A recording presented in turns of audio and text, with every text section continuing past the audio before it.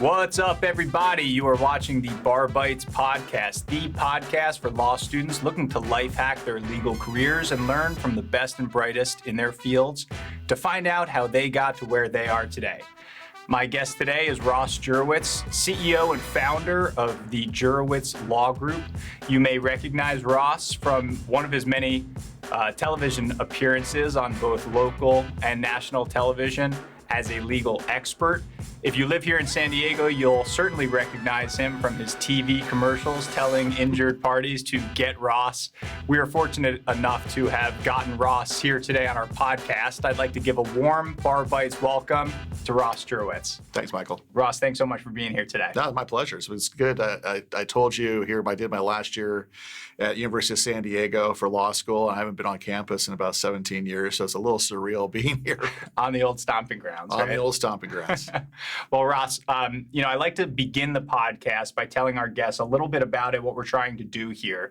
So we call it Bar Bites, and what we're hoping to do is give law students a little taste or a bite of what it takes or what it means to be a part of the California bar. Okay. And I think a lot of our students are tuning in today to hear about the business side of law, because a lot of lawyers are great trial attorneys, and then you have great business people. You have obviously achieved success with both of those things.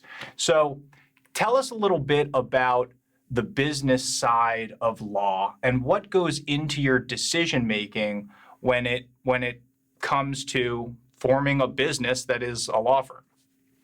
That's a really good question here. And actually, I didn't even think about or consider opening my own law practice until I was a third-year law student here at University of San Diego. My first 2 years, I was at American University, Washington College of Law in D.C., and my initial thought was I'm going to go to law school and maybe I'll work in the government, maybe I'll work in lobbying, maybe I'll work at a large firm here, as an associate, but it was always job. And it wasn't until the third year that I kind of started looking into, well, maybe I'd go work for myself. And I had a little bit of background doing that in high school and college, so that independence appealed to me.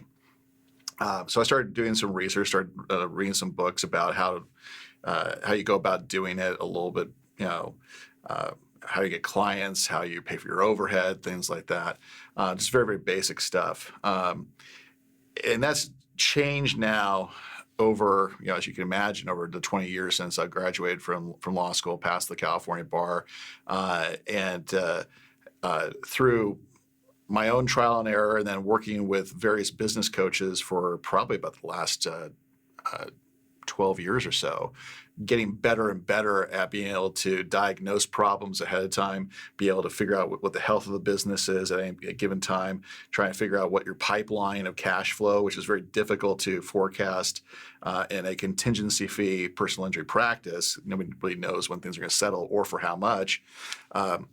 Trying to come up with some systems there to make it more and more predictable, and then based upon those systems, based upon that predictability, then be able to go, okay, well, look, I feel comfortable at this point in time investing more money, growing the business, hiring an associate, things like that. So it's a daunting thing to look back at, where you started, coming right out of law school, where I think I made a little bit less than $30,000 my first year, and now $30,000 is I don't know what $30,000 be. $30,000 is, I think, my SEO budget for my website for a month. Right. So it's a whole different ballgame. Yeah. Here. Yeah. And it's amazing that you mentioned a business coach, which I think is so important. And I know that you and I have had a conversation already. We've met before.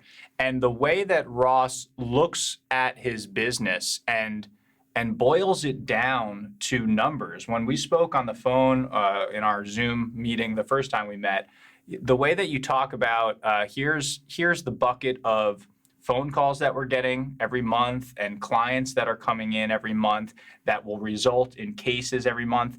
It's something that I really don't think many lawyers, if any lawyers, do, and it reminds me of some business mentors that I have as well. So, was this idea of mentorship something that always appealed to you, or was that something that you looked for only after starting your law firm? Deliberately after I started the law firm. I think we all have mentors that are kind of happenstance mentors, like so somebody who's a stage or two ahead of you. You think that they're doing it better than you, and the easiest way to advance in anything you do is to rip off and duplicate. Figure out who's Well doing said. it, figure out who's doing it well, steal it, and within certain don't absolutely copy them, especially with like marketing. Don't copy them. Be your own person. But in terms of systems, in terms of what works in that particular business, definitely rip it off, duplicate it, make it your own there, be able to understand it, and then go on to the next thing and rip off and duplicate the next one. So early on, I had a number of mentors for becoming a better trial lawyer. Some marketing, but not much. But then also, just with the operation of the business, some mentors I would just get advice from. But it really wasn't until I think the late 2000s, maybe 2008, 2009, that I got brought into various coaching and mastermind groups, where I got to network in small groups where you share very, very intimate information with attorneys from across the nation, led by a business coach that held us accountable for what we were going to deliver in our own business and deliver to the group from meeting to meeting. Wow. And it was that kind of coaching, which is honestly, especially for a solo practitioner, somebody who just came out of law school, or somebody who just has been in business for a few years, you're not used to having a boss, but your coach is essentially your boss, right, and trying to get you to become the best person you can be. So it was kind of a weird transition, a little bit of a weird relationship. But I've found having coaches, and mastermind groups immensely invaluable, I should say.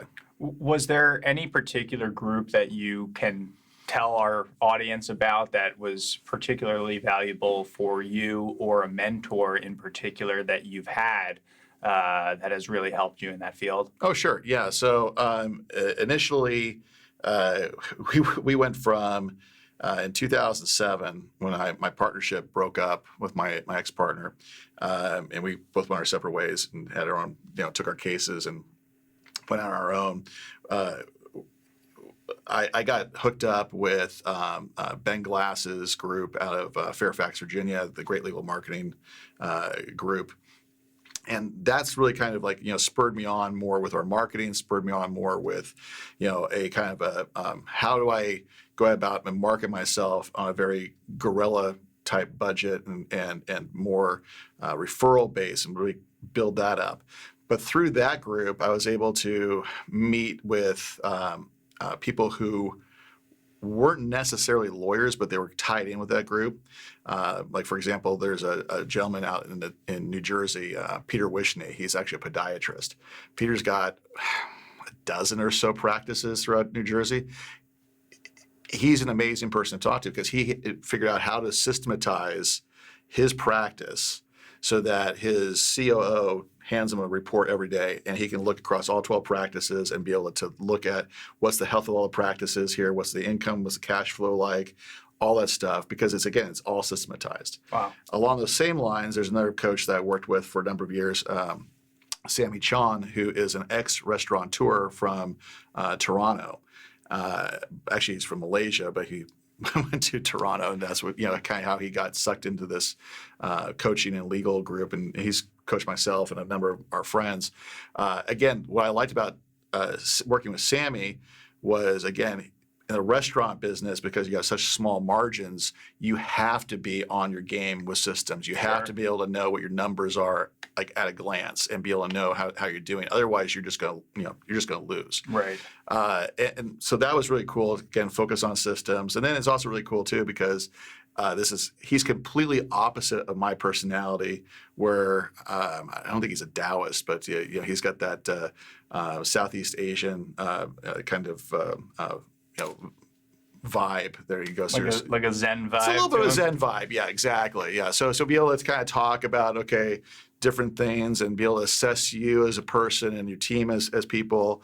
And there's a few things that he said to me, early on that not only have stuck with me, but then I pass them on to other people now too. It's fantastic because, I grew up in a household where my father was a personal injury attorney for 35 years in New Jersey. My sister was 2 years older than me. She practices personal injury law in New York. And so I grew up in this household where it was kind of this old school mentality. And my father's mentality about advertising is very different than what I'm seeing today. Right. And I think that there's almost a stigma sometimes associated with advertising, especially in the legal community for whatever reason, that I find the younger generation is much more comfortable with. And I feel like that stigma is getting less and less as we progress now into 2021. So I guess what I want to ask you is what's your perspective on that, and what really went into your decision making when you first decided this is the way we're going to advertise for Jurewitz Law Group? Sure. Okay. So let me give you a little bit of background first about kind of how the practice has grown. In San Diego, I think we're probably the second, maybe the third largest personal injury firm. We've got approximately 25 employees, 7 attorneys. We are currently handling approximately 600 cases right now. We get, I think our current, even with COVID, I think our current caseload in terms of what we're bringing in every single month is approximately 40 to 60 new cases. Wow. Which is, I think for San Diego, that's a little on the high side, okay? But nationally, it's not. I mean, I hang with attorneys who run 200 people law firms in various states and manage 30 or 40 attorneys. So it's all relative. But I can tell you here, that's where we're at now. Where it was when my partnership broke up, so the 2-partner firm, we had, I think, a receptionist. That's all we had. So it was like really, really small, rinky-dink firm. And we had, I think at that time, approximately 160 cases between the two of us. So we're handling a bunch of stuff. One of the reasons why our partnership broke up was because I'm constantly wanting to try to market, publicize us. I couldn't even get approval on spending money on a website at that point. It's like, so we split up for various reasons. It was the best thing for her, best thing for me, because now I can, manage my firm the way I saw fit, and she could do the same. So we immediately launched a website, started really looking into who is going to be a good SEO company for us. And we went from about having approximately 80 cases. It was myself and a part-time law clerk who's now I think she's a junior partner at Procopio. That was my help, a 20-hour law student. And when we went to,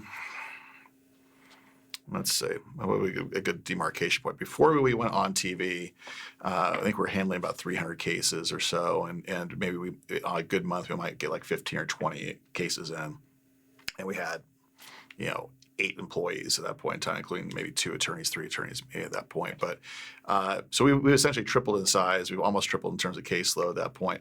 Getting back to your initial question, which was the stigma on advertising and how that's kind of changed over the years. San Diego, I always tell people, especially for those people who aren't familiar with the legal community here, San Diego is the biggest small town in the world. Right. Okay, it's 3 million people. Everybody knows everybody. It's not Los Angeles. You cannot screw people over here in San Diego, whether it's an attorney, client. Everybody knows what your business is all about. So because of that, the plaintiff bar here, when I got involved with it and tried to get involved with it pretty heavily, their whole thing was they looked down on advertisers. There was a couple of pretty decent size advertisers that had fallen by the wayside before I became a baby lawyer, and were no longer on television at that point.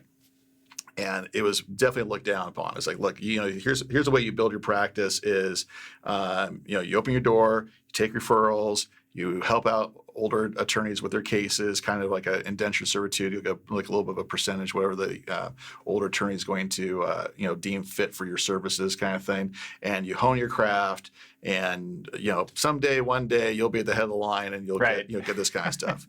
And it's exactly what I've been hearing now since I opened my practice 2 years ago. So I would love to hear how you veered off this path. Well, I mean, look, I followed that path for quite a while, as I said, because of my partner who didn't want to do things, and she's like, hey, look, we're getting referrals. We'll pay a 25% referral fee, which is very low nationwide. Usually it's a third nationwide. Right. In California, it's 25%, or at least San Diego, that's the traditional thing. But even at 25%, all it takes is for you to take a look at the math and just go, why am I paying 25% when if you look at what these ad campaigns are running, really my cost per case in terms of acquisition should be much lower than 25%. And ours is lower than 25% now. Ours is down in the teens. So we're paying a premium to get these cases that other attorneys are getting, but they just don't want, and then we have to kick them back some money. And then that goes into their advertising, and we still can't get ahead. Right. So it's not necessarily a change in attitude. I mean, definitely you always want to get better at whatever you do. Whether it's running the practice or being a trial lawyer, you always want to be better than what you do. But it's also like, look, what they're telling you is a system that's going to keep you down artificially for longer than is necessary. You need to figure out a way to get to the head of the line. And there's you look at once you start looking nationally, or you can look in your own region, but if you start looking statewide or nationally, and you look at like who are some of these lawyers who are like big time advertisers who are getting cases, they're not necessarily the best trial lawyers. They're guys who figured out how to market. And they do a good job. Is like once the case gets in, then they figure out, okay, well, how am I going to maximize the value on it? And it may not be them doing the work, and that's that's fine so long as the client is on board with that. They'll bring in partners, they'll bring in this person and that person, but their whole job is, look, let's get the cases in. And if we get the cases in, we're going to make money.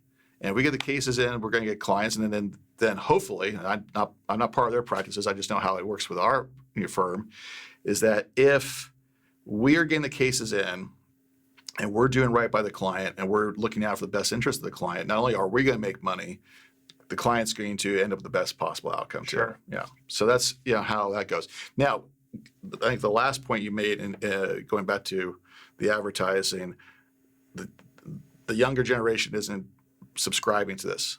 You're absolutely right, and good for them, because they shouldn't be subscribing to this. Right. I've been seeing a lot more, heavy spenders, heavy advertisers who are under 30 years old, certainly under 40 years old, who are now going out there, and I don't know if they have figured it out, the formula, but they're at least trying.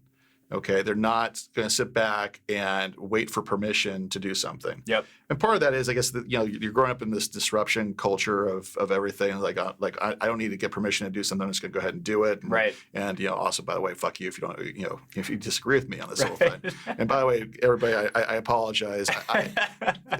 This is. They're all adults, our audience. No need to apologize. Well, I apologize for anybody out there, only because, and I've been very, very good so far, because usually I swear a whole lot more in this, but I will occasionally. You're doing great. We've made at least 15 minutes already and only one F-bomb. So actually, this is a minor miracle. But anyway, no, but seriously, you have to have that kind of fuck you attitude, and this, I'm going to go out and I'm going to do what I'm going to do, and you have to understand that the reason why they don't want you to do that is because you're going to get ahead of them, and that's really what it is, and there's a lot more avenues now to go and find clients. There's a lot more avenues to do things that even we don't do, that now we're looking at, like in terms of social media. Like I look at TikTok and I'm going like, okay, great, I can get on there and be amused. But I've got a really good friend, a young guy in Houston.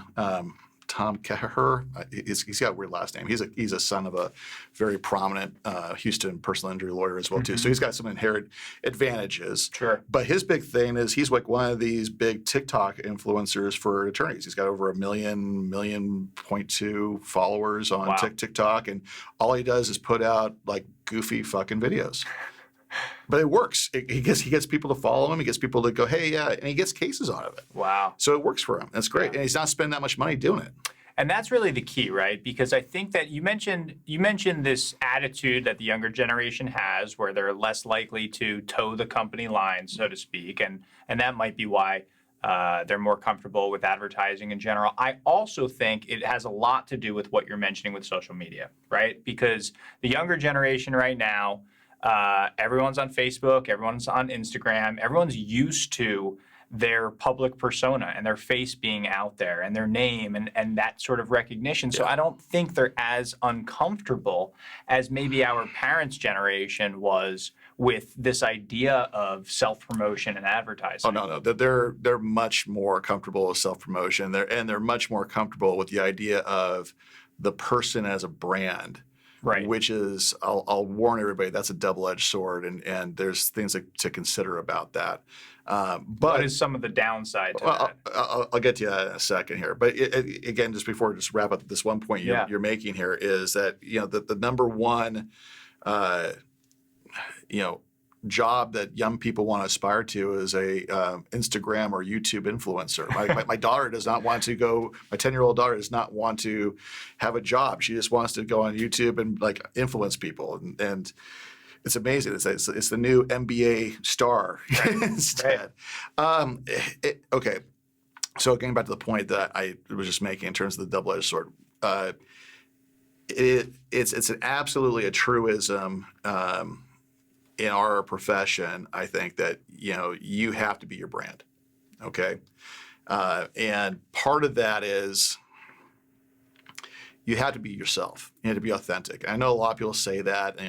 I was just listening to a webinar put on by an attorney who is local here in San Diego, and he was like, "Hey, be your best self. Be this amazing person. You'll get cases." And I know the guy, and I'm like, You're not being authentic right now. You're playing a character, right? Okay, and look, the whole thing though is if you're going to create a brand for yourself, it has to be authentic because that's now the public role you got to play, 24 hours a day, 7 days a week. Somebody comes and meets you in your office. They expect the guy on TV. They expect the guy to see on YouTube. They expect this guy. So if you're putting on airs, you're doing this this role. Okay, great, but you got to do it all the time now. Okay, so if it's not something that you're comfortable doing, if it's not truly yourself, then you're kind of trapped at that point. It would just seem exhausting otherwise. It would seem exhausting. If you're not going to be authentic. Well, exactly. I mean, I'm a Southern California, skate punk surfer kid, and tattoos, and I show up to work in golf shorts a lot of the time, and that's me, and curse and all other stuff too, and but that's just me. The biggest thing that anybody will tell you as a branding expert is be authentic. Because people can smell your bullshit. Mm-hmm. And, you may not be able to smell the bullshit the first time, but after the second or third time, you meet somebody, it's like, yeah, you're not being honest. Right. Okay. And honesty, authenticity, that's the thing that sells not only in marketing, but also sells as an attorney, whether or not you're in front of a jury or you're leading your team in your office. If you're trying to convince your team to work harder and to get better results and to do this and to sacrifice a little bit more, and they're not thinking that you're being authentic and genuine, that you care about them, it's not going to translate well. It's not going to go there too. So again, if you're going to go that whole route with the social media marketing and social media branding, and that's a very key component, I think, at a baseline foundational level in terms of figuring out how to market yourself, market your practice, figure out who you are and figure out why that's important to other people, and then just be true to yourself. And if you understand that you may not be everything to everyone, that's fine. Some people, no matter what you do, are going to hate you. Some people are just going to love you because you're just who you are. Your competitor is going to get the people that don't want you, don't like you, and you're going to get the people that don't want them. Right. So just be yourself. Yeah, and it's better to appeal to that percentage of the population and have that percentage of the population as your clients, Right. then try to appeal to everyone and get nothing, Well, plus right? Yeah. Plus, if you try to appeal to everybody, you're just boring. Right. And there's nothing worse than being boring. You're a politician at that point. Well, yeah, exactly. You're fake, you're bullshit, and you're boring. Okay, so Right. don't do it. Right. This, I think it's great advice. And I think that, a lot of our young students, because they are in that generation of wanting to kind of do things themselves and do things their own way, probably are thinking about starting their own law firms. Okay. Okay. And I see a number of solo practitioners coming out of law school now more often than I did when I was in law school. And that may be a sign of the times, or it may be this newer mentality with this generation. But what advice would you have for a solo practitioner? He's just coming out of law school, or she's just coming out of law school, and she wants to advertise. She wants to get into that space. Where do they start? Because you might spend 10 grand getting on a billboard, putting your face on the back of a bus, or just search engine optimization and doing something online. Where would you suggest that person start advertising in order to generate business? Okay. What I would say here is, first of all, before you open up your own practice, figure out why you're doing it. Always start with the end in mind. Why am I doing this? Okay. Is it because you actually want to run a law practice, or because, as in a lot of jurisdictions, San Diego being one of them, it's a very poor job market, filled with a lot of solo practitioners who aren't really hiring. So basically, you're kind of doing it out of necessity. And if you're doing it out of necessity, just realize that's what you're doing. Okay. And once you start there, okay, well, why am I doing this? Then start thinking about, okay, what do I see this law practice looking like in a couple years, in 2 years, 3 years, 4 years, 5 years? There's another saying, always start with the end in mind and then work backwards from there.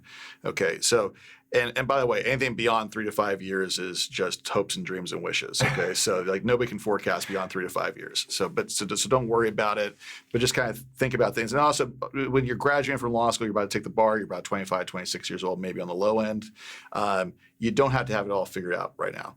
You'll change your mind numerous times. Okay, I mean, I practiced door law for the first year. For those people who don't know what door law is, it's whatever walks in the door. And it's like, what? Door law? Door law. That's, like that. Oh, you got a criminal case? Sure, I'll figure that out. Oh, you got a civil case? Oh, I can figure that one out too. Oh, right. Well, sure. Whatever's going to pay the bills, because you got to put food on your table. Right. So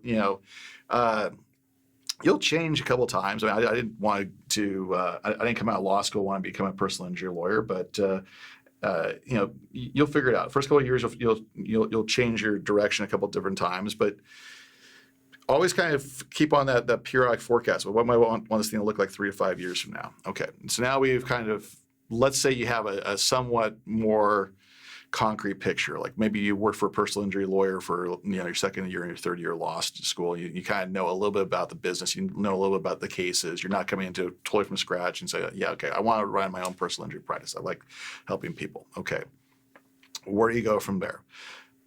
Once you now developed what this is going to look like 3 to 5 years from now, then it's like okay, well, how do I go about marketing what I want the practice to be? You're going to come out of law school most likely with no money. So spending $10,000 is like you might as well be spending $1 million at that point. It's just money you don't have. Right. Maybe you can max out some credit cards. Again, $10,000. I'll tell you, San Diego is not a very competitive market in terms of advertising spend. You're better off treating it as if you have $0. Right. Okay. So really think of very aggressive guerrilla tactic ways of having being able to get the word out that you're in business and who you are and your brand and all that other stuff. Give us an example, because you mentioned the guerrilla tactics before. Yeah. And obviously you're now at the point where you can spend that type of money, like you mentioned, on SEO or TV commercial, something like that. But where did you start? What was your first move into this space? And really, I mean, how do you, well, we'll get to how you compete with some of these guys like Attorney King and that you see on these billboards everywhere. But where do you start with that sort of thing? Or where did you start? So you're going to want to put out some type of public show. of who you are. Even if you don't have it optimized for the internet, it's just going to rank well, which is again, it's a competitive spending market to rank well. At least get the website out. You've got some public information. People can go check you out there, get your YouTube page up, get all your social media up there, to have a plan for how to update that and keep that, having some fresh content come out there as well too, so that people are seeing that it's active. And then it's a lot of, going out there and you are networking. You're trying to meet new attorneys who can, send you cases. Like, for example, we've got cases that we don't take, and they're viable cases, but we don't take them because it's not economically viable for us to keep them. Mm-hmm. But you can make money on them, and you'll, like we said before, you'll kick us back a referral fee for for us bringing it in. We'll sign off on the 200 for you, and do that way. But you'll get cases out of that. You're going to be going to various referral sources. If it's a person in your practice, you're going to doctors, you're going to chiropractors, you're going to whomever it is who's going to get you cases. You're going to just go out and meet people at that point in time and be genuine, present your brand, let them know what you do all the time. Make sure everybody knows what you do at that point in time. There's things you can do, like in terms of e-news blasts, just anything that you can to just stay in front of everybody. And it's going to take time. It's going to be a grind. But if you do that for several months, a couple of years, it starts building momentum. People start getting find out who you are. The attorneys start finding out who you are. They'll start sending more cases. Your referral sources, particularly if you did a good job for their clients, and their clients like, oh, great, I'm so happy that you referred me to this person. Yeah, they'll get that. So now you're building up your war chest. And then it's a decision there about, okay, well, what's now the best use of my marketing dollars to leverage that to get to the next step. And probably you're still talking in terms of trying to optimize your website, because the digital marketing space is still very expensive. Mm-hmm. Social media ads, though, Facebook ads are cheap, so you can you can spend a couple $1,000 a month and have a pretty good dent in social media. But you're only going to get a couple cases. But that shouldn't discourage you, and that's part of, I guess, another thing is, you got to know what your goals are. You got to know what a good result is. So you got to really know your numbers.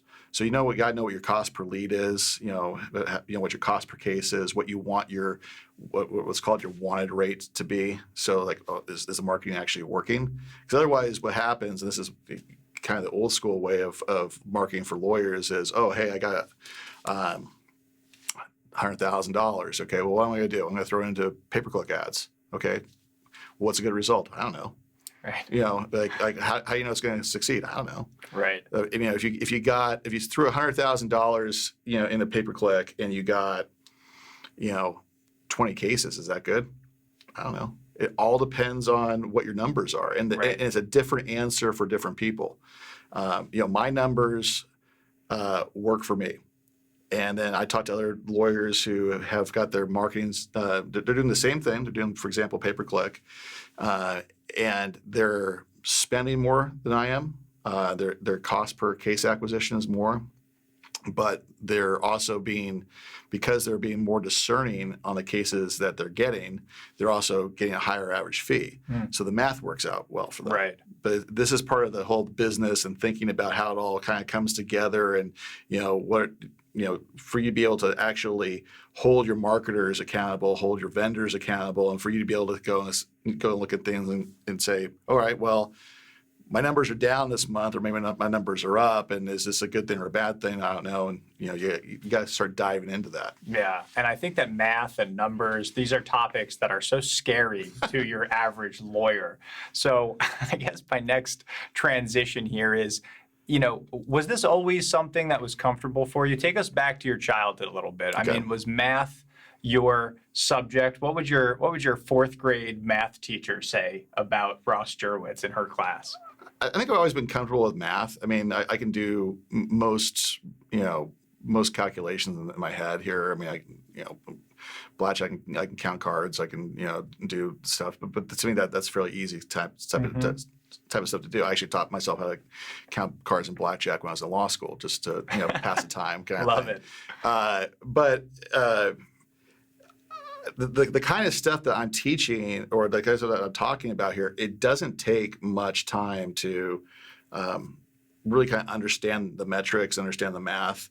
In fact, even before I even had names for a lot of the terms I use, we were already kind of doing it off of like Excel spreadsheets and kind of figuring out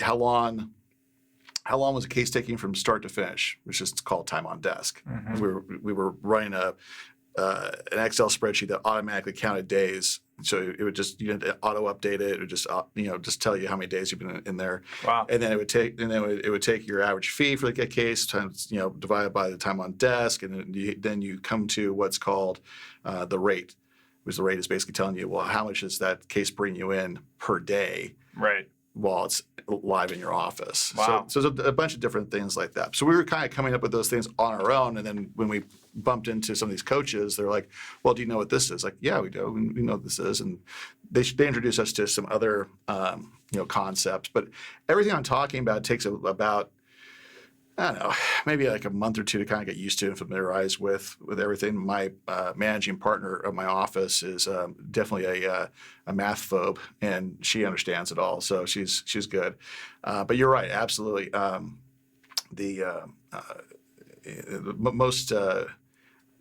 Most attorneys get into this profession because they don't like math or science. Yeah, no, but I grew up. I was a child of two teachers in Los Angeles, so college professor and a English teacher, middle school English teacher. So pay attention to things and go through certain math equations because my dad was an econ professor. But nothing I'm talking about is very complex. That makes a little bit of sense, though, right? You've got it in your blood a little bit. If your dad's teaching economics and doing it at a college level, I would think that you certainly have a leg up in that field. But I think a lot of the things that you're mentioning they're great pieces of advice, right? I mean, I don't know of a particular software that attorneys use that do everything that you're talking about. But if you can create something like that yourself on Excel or a program that is just easy to use, that's fantastic. And that's a great way of boiling down your cases to see how your business is doing. Yeah, that's how we managed the practice for about 10 years or so before we got software that would do that for us automatically. And we were just like, okay, well, we're going to just track the cases. We're going to put certain data in there, and then great, that's fantastic. And then we're just like, well, how long are these cases taking to settle? Let's try and find that out, and then figuring out how to program Excel spreadsheets to do that automatically. Mm-hmm. Or what's our average fee, or what's if we had to look at the high and the low of the bell curve per attorney, what does that look like, kind of thing as well too, just for informational purposes. Right. It's just basically like sitting around late at night on a weekend after I had a couple drinks and going, all right, well, are we doing okay? Are we not doing okay? That's really kind of what it is. But there's a lot of software out there now, unfortunately very pricey, but they'll do those calculations for you. What type of software, would you recommend for people, even if it's expensive or, obviously the cheaper end, you can create some of this stuff yourself like you guys did? Yeah. So so what we use is a program called Smart Advocate, which is so everything I'm going to talk about is, I think, primarily personal injury driven. So Smart Advocate is a great program. It's a little on the pricey side, but it's not the worst. There's I'm drawing a blank of one that's a little bit more affordable. And when I say more affordable, you could probably get in for a small firm for maybe it's $5,000-$10,000 to have it. It's probably a little overkill when you're first starting out. You can probably do everything on an Excel or just in your head right at that point. But and then it goes all the way up to Litify, which is John Morgan's beast, which is a software as a service platform with a bunch of add-ons that for a firm our size, it would cost us probably $75,000 a year. Wow. Yeah, and we're not doing it because it's going to cost us $75,000 a year, and I so far haven't seen the benefit to that level. But rather than doing exactly what you've had success doing for the last however many years. Exactly. You mentioned your parents a little bit. Let's go back a couple of years. Were you the first attorney in the family, or do you come from a family where you have some other lawyers in it? No, I'm the first attorney. Well, I would say the first attorney. My aunt's an attorney, but the first attorney in our immediate family, I would say. So my parents are both educators. At least my dad was part-time. He's also a VP at Southern California Edison, but very much academic, very much going that route. And I got a brother who's a doctor, and I got another brother who works for Apple and is he's not an engineer, but I always tell people he's the guy in Office Space who takes the specs to the engineers and the engineers back to the normal people kind of thing. And that's his job. The guy, the stapler, that's my brother. Right. What did your parents think when you told them that you wanted to go to law school? I think they were fine with it. I think they were kind of proud about it. I've always been talking about going, becoming a lawyer since I was a young kid, and I don't know why exactly, but it was just one of those things where it always appealed to me. And early on, I may have had the developmental path that most law students take about thinking about law school, perhaps earlier on, where it's like, okay, yeah, I'm going to fight for constitutional rights. I'm going to fight for all this other stuff. And then I was at UC San Diego, and we were dealing with, I was working with Peter Irons, who was a professor there, and we were working on the Soledad Cross case, when it was probably a 15-year-old case then, and went on for another 15 years beyond that. Wow. As well, too. So from that to going into law school, and law school was, like I said, government or lobbyist. And then later on, I was like, well, hey, I'm going to go become a tax attorney, a corporate tax attorney, go fight the IRS, because I just want to do that kind of stuff. But I think that they all thought of it as a cool. You're going to get into a good profession. You'll get a job. Somebody will pay you with some decent money to do what you're going to do, and that's great. They though don't have an entrepreneurial bone in their body. So I think that they've always been a little bit curious about what it takes to run a practice, run a business, and doing all the things that you're curious about. Just not natural to them. I mean, right. So I broke my dad's heart when I was 18 years old, because he kind of knew where I wanted to go in terms of having a job, being a lawyer, and all this stuff. And I was a dumb 18-year-old kid, and I got a tattoo, and I hid from him for months, and it was enough to come down my shirt sleeve a little bit. And I just right before I graduated high school, I just got tired of hiding it. And I was like, oh, all right, great. And, my mom found it and it's like, here, go show your father. And I walked in there, he was sleeping. And she's like, go show your father what you did. And I showed him, and he's like, you dumb son of a bitch. Next day, he was talking to me and just going like, oh, nobody's going to hire you now, right? Because this is back in the early 90s. And like, this is the tattoo trend had not taken off the way it is, where it's almost ubiquitous to have a tattoo at this point in time. And he's thinking, yeah, nobody's going to hire you. You're fucked at this point. So, but it made that kind of was the way I burned my bridges. I was Cortez with his ships, and I burned them and said, okay, we're going to go start my own thing. Yeah. It's funny how the difference between the entrepreneurial mindset and those that don't have it, right? Because I think that that idea of just not having a paycheck come in every month, or knowing where your next meal is going to come from, it excites certain people, right? And those people tend to be more entrepreneurial, mm-hmm. and it's the worst thing in the world to other people. And I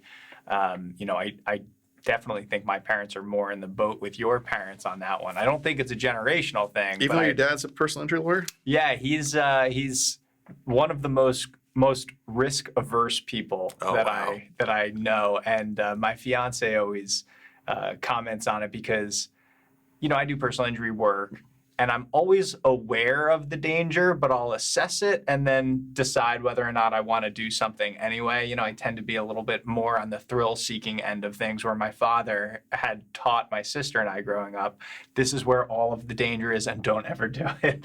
Well, you got to definitely manage risk, but it's one of those things where it's almost like a poker player's mindset. Right. You figure out, okay, what's the risk of me entering into this pot? You assess at the beginning, and you just realize it's there. And it's going to go up, it's going to go down, but you need to be able to figure out what it is. And at some point in time, it's like, okay, am I along for the ride? Am I pot committed? I got to stick with it no matter what? Or can I still pull out? And you got to figure out how that all plays out. Yeah, it's an interesting thing. In our office, well, we've kind of changed things up a little bit. I think primarily because we're running into too many personal injury lawyers who aren't as entrepreneurial mindset as we'd hope. But for a while, and we still do this for a number of our attorneys, we basically treat them like junior partners. They've got a stake in the case that they're working on, and they're getting a piece of the fees that are coming off that case. So when we're hiring attorneys, universally they all think this is a great thing. It's like, oh my gosh, I got a percentage on that case, and I can make theoretically unlimited amounts of money depending on my labor. It all sounds nice and fine until you realize that if you're not producing, you're not making the money. Right. And it's that part. It's like, oh well, geez, I actually have to deliver a product. I actually have to deliver on else. It's like, yeah. Because believe me, when I was a solo attorney and I'm looking at my nut and I'm looking at, okay, I got my office space and I've got, my part-time employee and I've got, just whatever the supplies, the overheads that were in the office. And I also have to be able to bring home money to take care of rent or mortgage and, make sure I'm contributing there as well too. And if you got a wife, you got a kid or anything like that, it's like all that stuff has to be met. And I try to have this kind of conversation with these young attorneys and go, imagine that where you have to produce that. You have no excuse. You have no excuse that you have to deliver that nut minimum every single month. That's called life. That's also, by the way, when you're getting out of law school, this is what you're aspiring to be. You're not aspiring to be an associate. I mean, if you want to be somebody's salaried employee the rest of your life, God bless you. But that's not what you're aspiring to be. You're aspiring to be a junior partner and then hopefully a partner at the end of this whole thing, unless you go the entrepreneurial solo route. Well, look, if you're a junior partner or your partner, they're no longer leveraging your time. They're no longer marking it up and making a profit off your time. Right. They need you to deliver. They need you to bring cash in, to go find clients, to go do all this stuff. And if you don't, guess what? You're not going to be a partner. Right. Or when those partnership meetings come around and they try to figure out how to divide up the profits, you ain't getting none. So it's time to kind of grow up, right, and figure out like whether or not you want to be or not as a member of this professional service career that you've gotten involved in. You're self-employed. You are delivering this product to whatever organization you're a part of at that point. And it sounds like, from most of what you're saying, at least for that topic, it sounds like a lot of that comes from the experience of running your own law firm, maybe some mentors that you've had early in your legal career. But were there any classes that you took while you were in law school that were particularly interesting to you or helped prepare you for what you now know is the legal experience? I don't think so. And it's hear that, kids? I don't stay in school. No, I don't think so, and it's a damn shame. I've also thought a number of times about this. Like, number one, we could lose the third year of law school and know we would skip a beat. I think we could actually lose the second year of law school and know we would skip a beat. Concentrate on the bar, the core MBE courses, like maybe do evidence and call it a day. Yeah. If you then tack that on to some type of I'm a big believer in this, is some type of apprenticeship program. Like, go learn what the actual practice of law is. Like, the practice, the procedure that lawyers and doctors did for centuries to try to hone their craft is learning at the elbow of somebody else. That's great. Now, that all being said, there are a couple courses that I will tell you that it is good to take in law school for life and for running a practice. And those are tax courses. Learn tax, learn corporate tax, learn personal injury tax, because you're gonna have a lot of phone calls with your accountant, and you're gonna have a lot of talks about, okay, great, all right, so I realize my income here, what's my basis points on this, and figure out what you're doing, and that's part of what we're part of the calculations that we're working on right now is that we're cited in a very high state income tax state in California, 13.8% currently for the highest bracket. And then they got the corporate taxes and things like that too. And, as part of our strategy to not only diversify, but also become, broader and appeal, go into other markets, we are looking at, probably relocating the corporate headquarters to a tax-free state. Wow. Yeah. So, I mean, we'll stay here in San Diego. The business isn't going to change. We're not going to give up on San Diego or even continue to grow it. We're going to do all the stuff we were going to do before. But we had to figure out a way to preserve as much capital as we can, and then be able to then, rather than send it to the state of California, who will do with it in their own wisdom, where they're going to do with it, keep it for ourselves, put it into marketing, which then translates into more business, which translates into more jobs, which translates into being able to provide for more people. That's brilliant. So transfer the corporate ownership or the actual state in which you're incorporated in order to save some money. That's fantastic.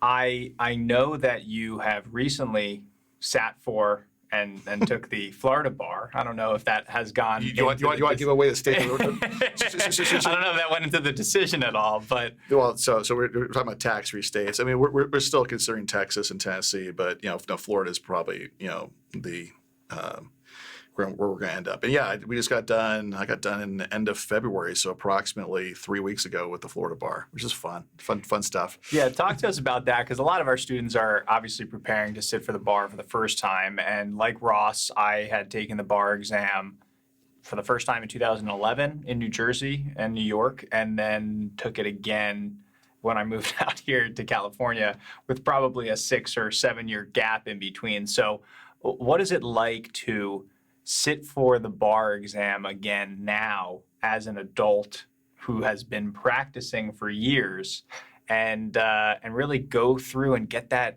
stamina of studying back? What was that experience like for you the second time around? All right. So what I'm going to say now, don't take any offense if you're a law student or a recent law grad or anything like that. But I think that there was a definite handicap taking the bar this time, at the very least, because I'm handicapped with the knowledge of actually practicing law. I think I was telling you before we got on that there was, some of these practice exam questions that Barbara had me doing, and they had 2 or 3 options, and I was like, okay, well, all those kind of sound kind of correct, but I'm going to choose this one because this one's closest to how it works like in real life. And then Barbara would tell me, no, that's wrong. This is actually the better restatement of how the law looks on paper. And I'm looking at this and going, yeah, that's worse than the actual one. So there's that issue. I hadn't studied, at least not academically, or studied for a bar or taken a bar in 20 years.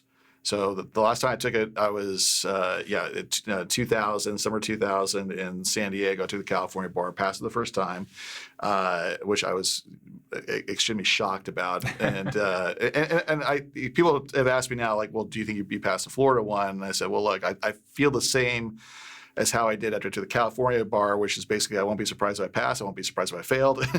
Right. Kind of move on. It's only the people who are confident that they pass it doesn't end well. Yeah, I mean, I think I was pretty prepared on stuff. Florida's challenging for those of you who haven't taken a look at the Florida bar. It's got a high pass rate, but I think it tests the highest number of subjects potentially out of any bar. There's 17 subjects, and they usually test you on 10 of them, and even on the and they want to make sure that you know the Florida distinction on anything there too. And Florida's got some interesting laws, let's say. So I think it went well. It was definitely stressful. I think it was definitely I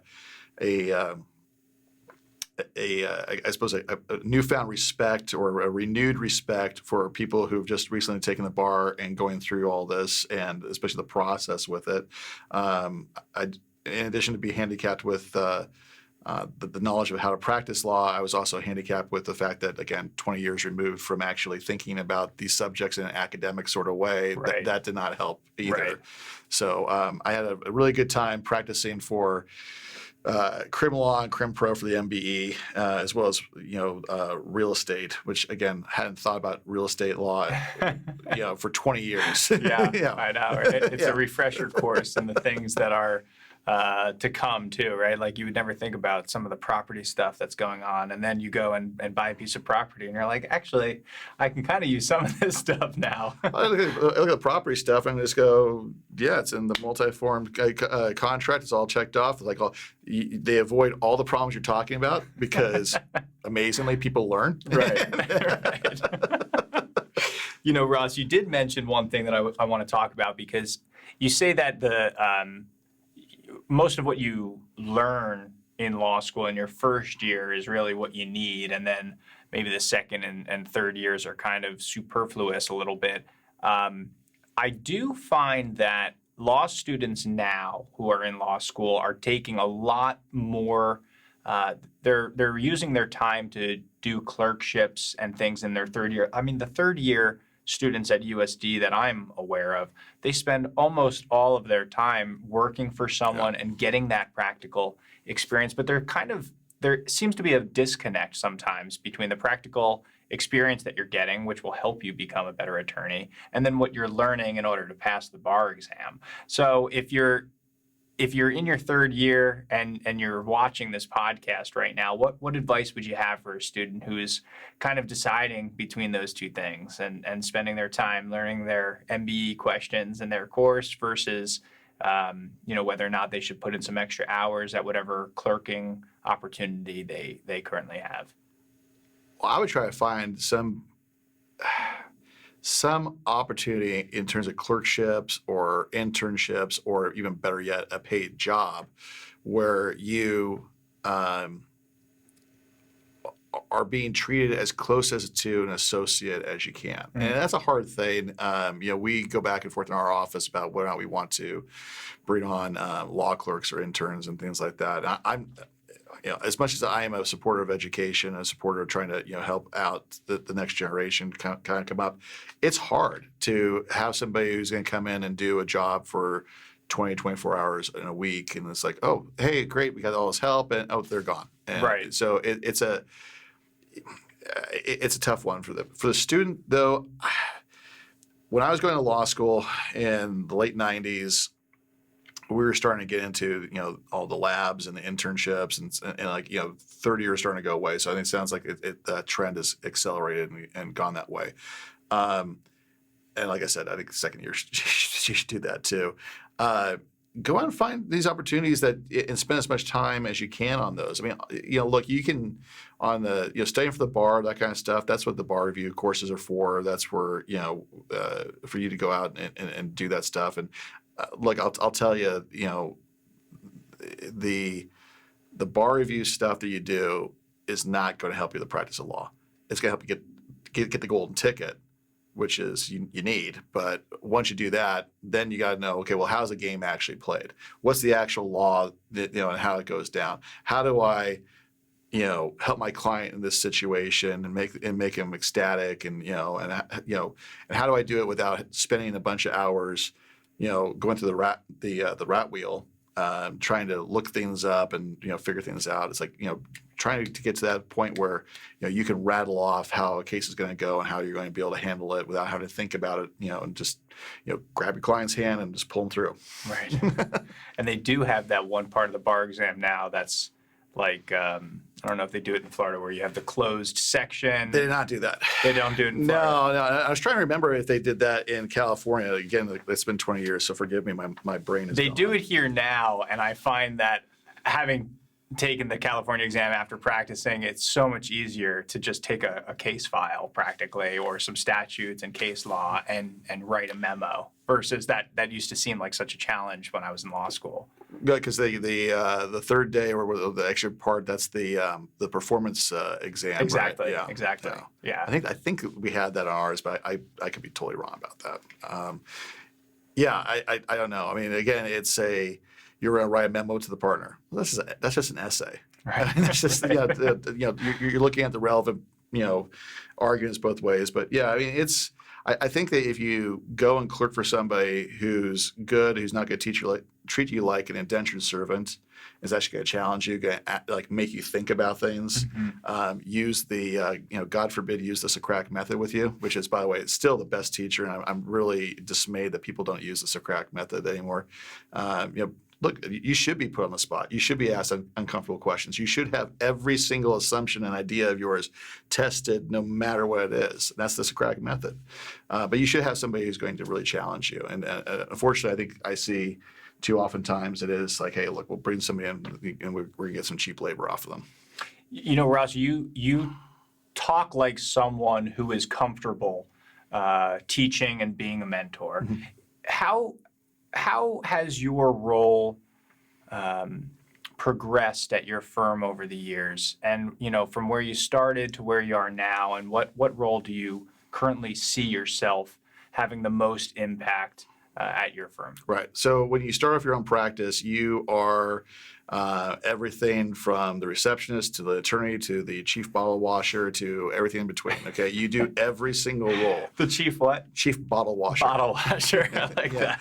Yeah, you do every single thing from start to finish, which is a good thing for you because what it teaches you is it teaches you the systems. And you now know how to do every role, every job in your office. So then when you start scaling up, you start hiring people, you now go, hey, I've done that job before. Here's how you do it. Here's what's going on. Here's the problems you're going to have. Here's what you need to look out for. And so now you can coach them up. So we've been start off from that, solo level, scale up. And what was it? I think 2016, 2017, my staff fired me. So my staff fired me and said, "You're no longer handling cases. You can have about a dozen cases, and that's about it. We're taking the cases away from you." Because I was just doing too much. I had too much on my plate. Yeah. They're looking at they need to have decisions made about things in a very, very real time. They want me to go out and look for new opportunities, go look for this and that. I'm managing, doing HR. I'm doing just way too much. Right. So they ended up firing me and doing things, and it was a smart decision. On their part, and it's worked out well, I think, for everybody. And we've progressed from that point on to where I'm at now, which is basically I find myself, number one, as the entrepreneur. So I am thinking about the business, which I was doing anyway, 24 hours a day, 7 days a week, 365 days a year. It doesn't matter if I'm on vacation, it doesn't matter if I'm hanging out with friends, it's always on my mind, it's always going on. So I'm always thinking about it. I'm looking for new opportunities, looking for where's the next thing. Should we start worrying about self-driving cars? Should we start worrying about tort reform? Should we start worrying about this? Start worrying about that? Who knows? But I got to think about all those things. Okay, I got to look about what the opportunities are for those things. And then lastly, and this is what I was doing yesterday, is along with, although primarily done by my managing partner, I need to be able to coach up these attorneys who are, pretty young, in our office. I think the most experienced attorney right now, besides our managing partner, is about a 7-year attorney in our office. And most attorneys in our office can handle, the nuts and bolts car accidents. They've got that pattern recognition down. They've got probably a few other cases down. It's the one-off cases that present unique patterns, or that you've got a case that's got a very high policy limit on the other side.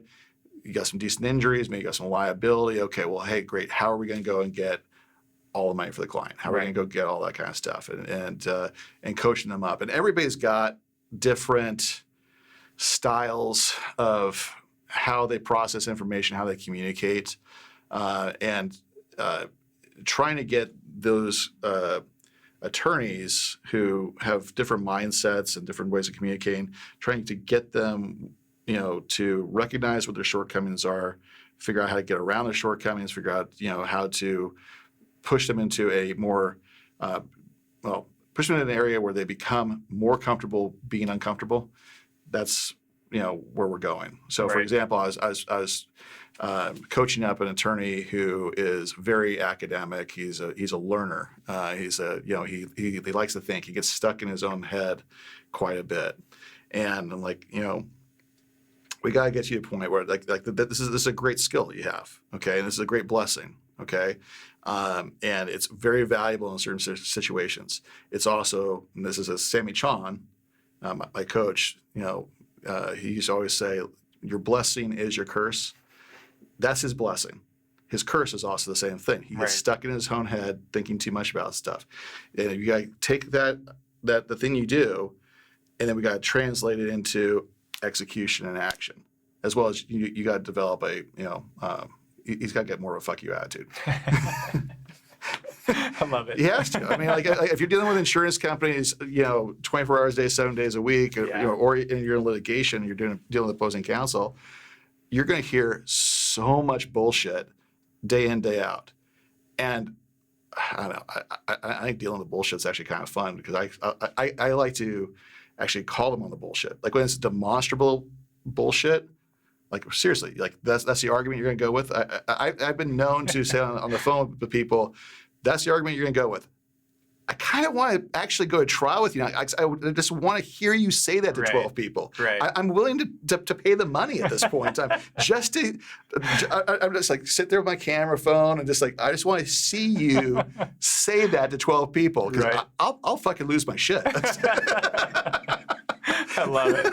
Yeah. And also, ridicule is a very, very good tool.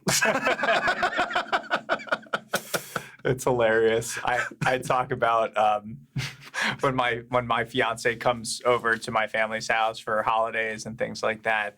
We all are storytellers in my family. And the way I tell my fiance we became good storytellers is because when our story wouldn't be going anywhere when we were younger, we would just get ridiculed, right? And it's the best way to learn because you just cut out all the bullshit and you kind of get to the point. And I love that. I love the way of ridiculing in order to tell a person, you know what, this might not work, and I'm willing to pay to make you see that. So it is what it is. But yeah, sometimes that his weakness or one of his weaknesses is he's got to be able to say fuck you, we're moving on kind of thing, and it's just not happening. But I guess that's a good tool for all your law students. Is I kind of make the joke that and maybe this is one of the reasons why we have such a poor career length of career in as lawyers. Is that a lot of people go into law school, a lot of people go into the legal profession thinking it's a noble profession. It's not.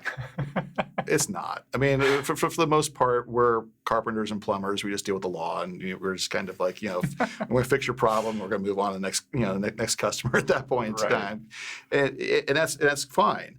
It's the people who go, God, I thought I'd be arguing the Supreme Court motions by now. It's like, you understand? That's like playing the NBA All-Star game. It's like the top 1% of 1% of people, which I always thought was like, why are you guys doing appellate court arguments in first year of law school? Nobody's going to go to appellate court. You hire somebody to do that work. Nobody's doing that. Right. Like, okay, fine, go research cases and do motions. We all do that. Right. But like, why are we like? You got to be kidding me here. That's funny. I mean, Ross, obviously your philosophy on practicing law and running your law firm has had a tremendous amount of success. Recently, you were telling me before we got started today about a few cases, one in which your firm received a $20 million settlement. Yeah. Talk to us about some of the cases that you've had the most success with, right? Let's start with a case that you've had a lot of success with, and then maybe talk to us about a case that has meant the most to you, even though it might not be that headline of $20 million that makes it into the paper. I feel like a lot of people have that one case that might stand out to them. But first, tell us about this $20 million settlement that you were able to receive. All right, you threw me a little bit of curveball, but I was trying to think. I was trying to think about one that means a lot. We keep it organic here. Oh, that's okay. All right, I can do improv. I can bullshit. All right. Okay, so let's talk about this trucking case. Okay, and I can't tell about the name of the case because there's a confidentiality agreement in terms of that. So I can say Doe versus Trucking Company here. So. The initial lesson for everybody here on the podcast is make sure everybody knows what you're doing. Make sure that all your wives, your girlfriends, your partners, your whoever, they know what you do for a living kind of thing, because you never know when you're going to get a $20 million case that's going to fall in your lap. Wow.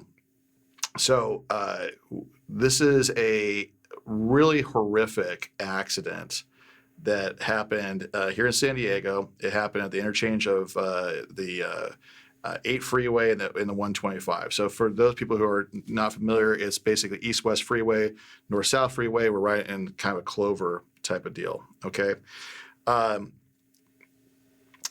What happened was they're not even my clients. They're the two deceased people, a mother and a daughter. Mother's in probably her 50s, daughter's 27, 28. Gosh. Mom has got 3 kids, including the daughter who's actually the driver of the car. And daughter's got married 2 kids, and basically they work on a Navy base here in San Diego. I think they work at 32nd Street Navy base, and they're civilians, but they would go back and forth from 32nd Street to their place in Ramona, which is probably about an hour drive. It's but they grew up in Ramona. They're country rural people, kind of salt of the earth kind of people. So anyway, so they're driving. They're driving on the freeway, driving northbound on the 125, and they're about to, merge onto eastbound 8. Before they got to the interchange, and there's no way they saw this coming, because there's no way anybody could have seen this coming.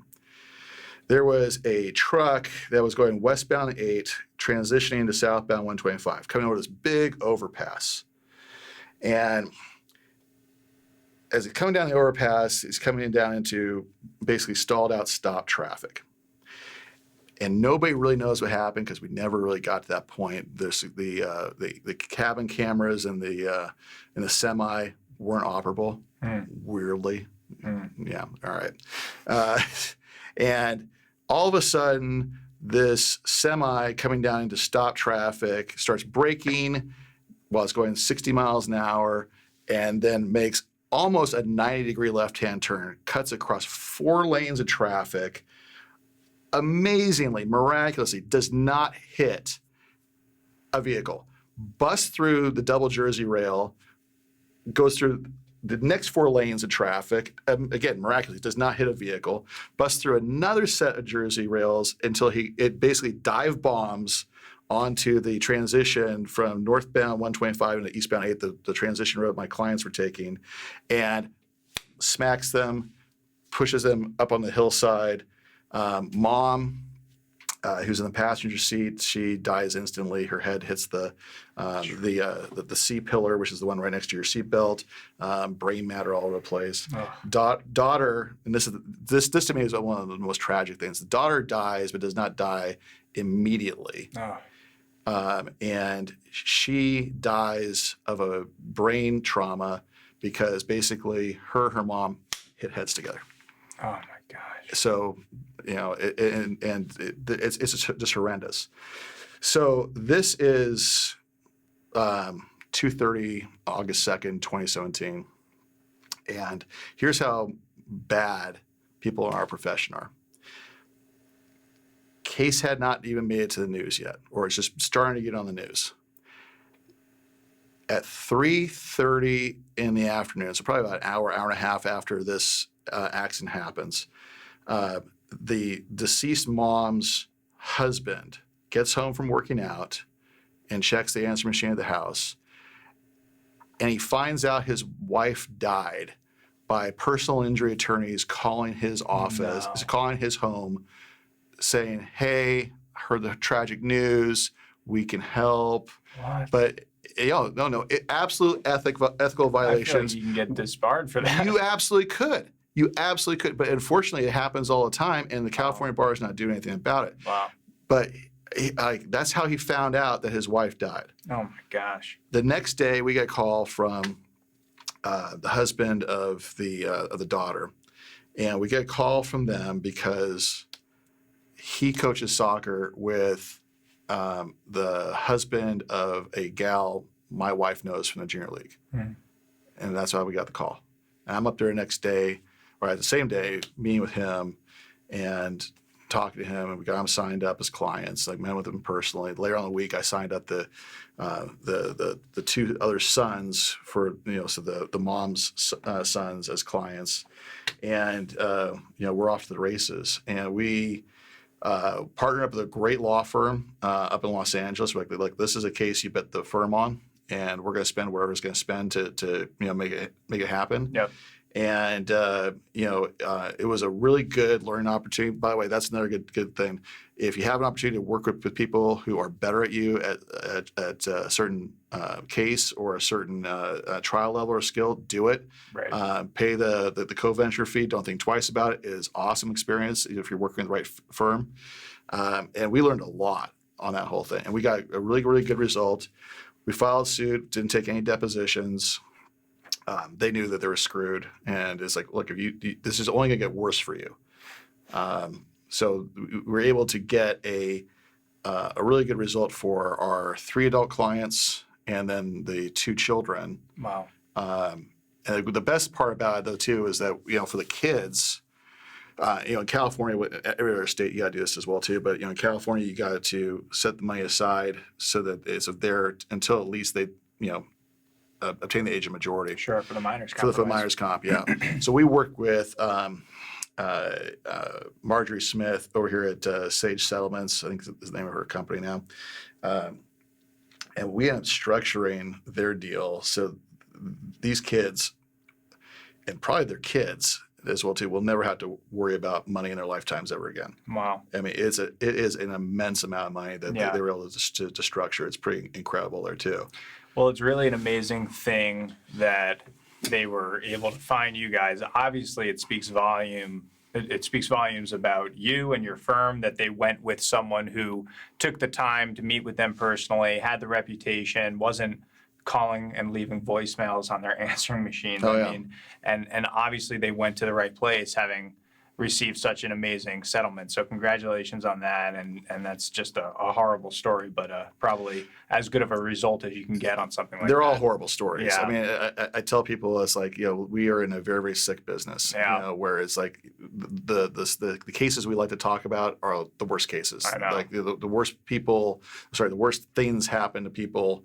And that's like our most exciting war story, right, kind of thing. And it's really, really sick that way. Well, give us something inspirational. Give us something to that might lift the spirits. I'll give you an example. I mean, for me, it always stands out. The first settlement I ever had since starting my firm. You know what I mean? It was definitely not the biggest settlement I ever had, but there's this a sense of achievement that you get when you start something and are able to help someone out for the first time. So give us something a little bit more uplifting. So when you get, okay, well, I won't get into the gory parts of the case, but I'll tell you one of the things that's great is that we got, again, this is a referral. It is a referral from a case that we did not, a case I would not take anymore. It was a homeowners insurance policy claim against a contractor that did a good job for these people, and then they, referred my client Paul over to me, and anyway, Paul got involved in a motorcycle accident, and the police report was. As it often is the case with motorcycles, was against him. Cops don't do a very good job with bicyclists or motorcycles. So anyway, he comes in there and he's, ex-military, and he's just kind of salty earth Iowa guy. And he's like, I'm hurt, I'm busted up, and this doesn't quite seem right, but I just want to have somebody look at this report and tell me is a police officer right? I mean, I'm the one at fault for this whole thing. And I took a look at it, and I was going, the cops screwed up big time. And I'm telling him, it's like, no, you're, from what I'm seeing here, you're okay. And it literally, when he was there, I made phone calls to the witnesses and just was like, you got a good case, you got a good deal. Anyway, we took it all the way through trial, got a good result. But what's good is that with some clients, you develop a relationship, and so Paul and his partner, they're still really good friends of mine. They live up here in North Park area, San Diego, and we'll go to Vegas together, quite often. And just like, that's how the relationship began. The relationship continues going, and he's a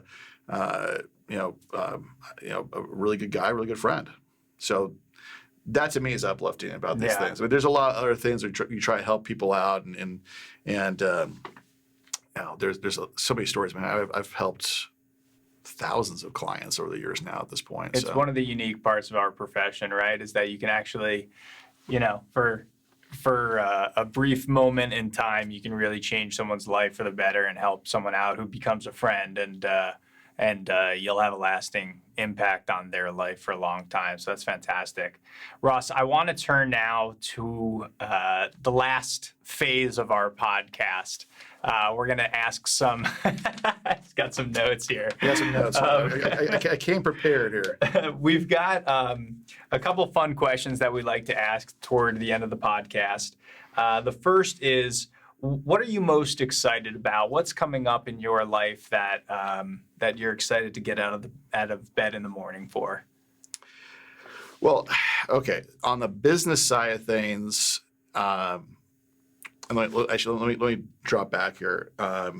Maybe a piece of wisdom for the law students, and then for everybody else out there too, is don't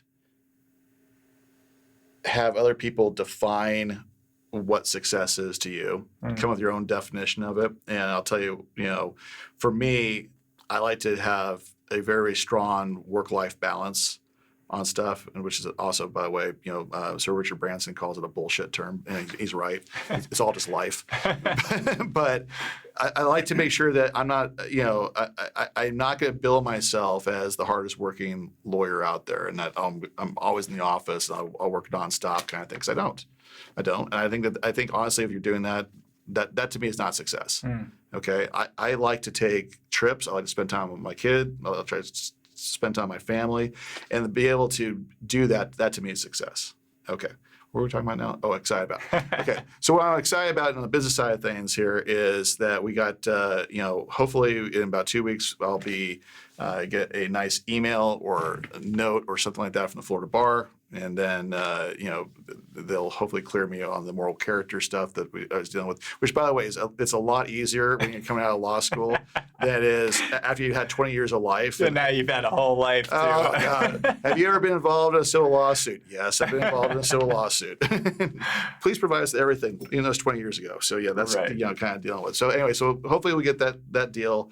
And we've got actually a lot of people who I've met through the years who are fantastic, not even attorneys necessarily, but team leaders at their various firms throughout the country. They're like, oh, hey, you're going to open up a Florida office?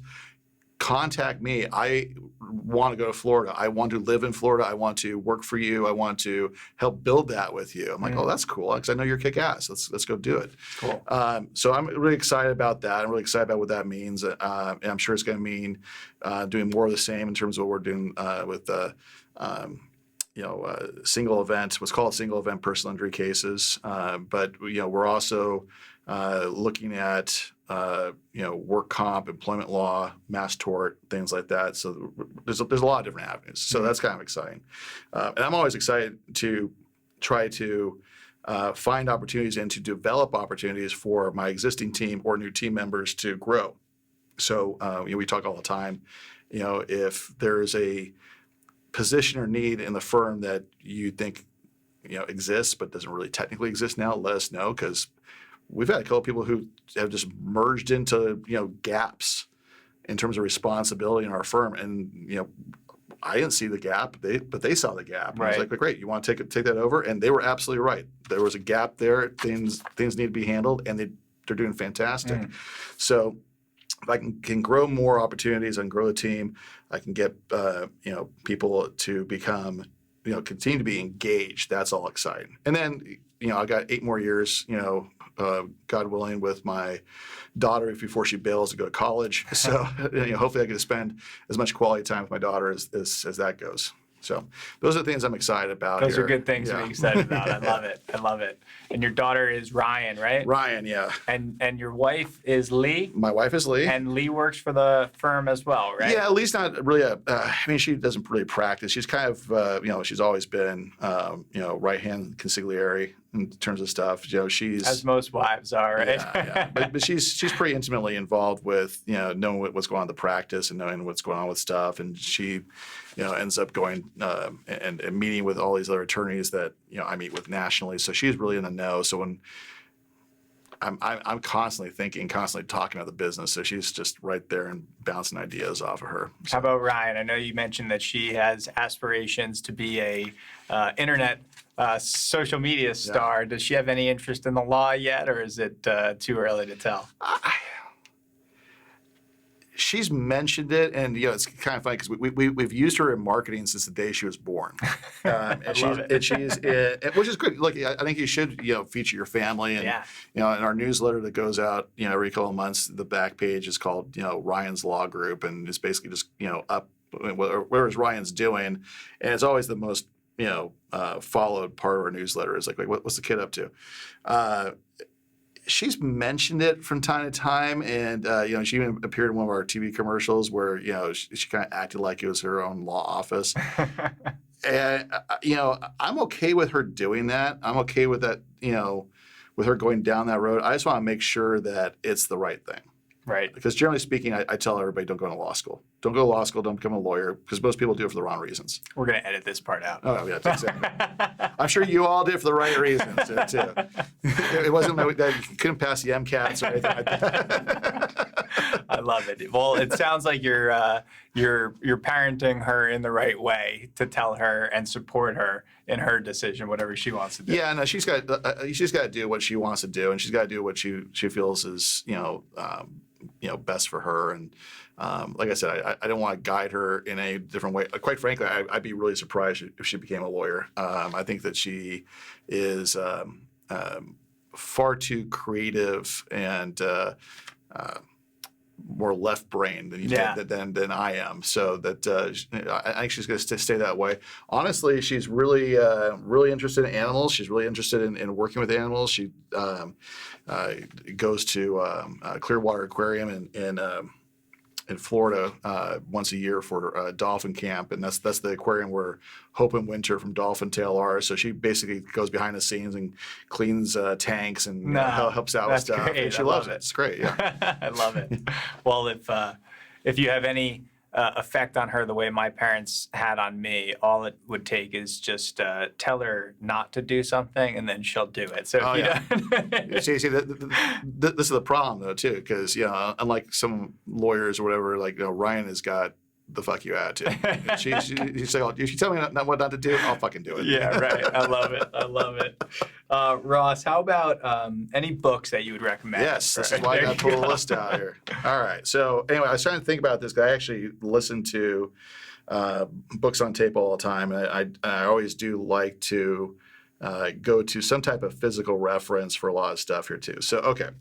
A couple of books here for starting your own law firm. The Bible that I went to 20 years ago, it's still the Bible, although it's a little outdated here, but it's still a good foundation, is How to Start and Build a Law Firm by Jane Funberg. For personal injury, but also just for inspiration, Can't Teach Hungry by John Morgan. For those of you who don't know, John Morgan is the head of the largest personal injury firm in the entire country, Morgan & Morgan out of Florida. For entrepreneurial stuff, Think and Grow Rich, Napoleon Hill. I think everybody should read that book right there. Start with Why, Simon Sinek.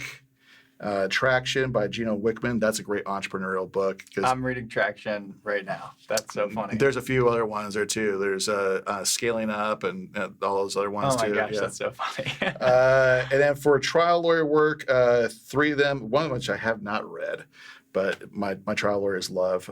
Polarizing the Case, Rick Friedman.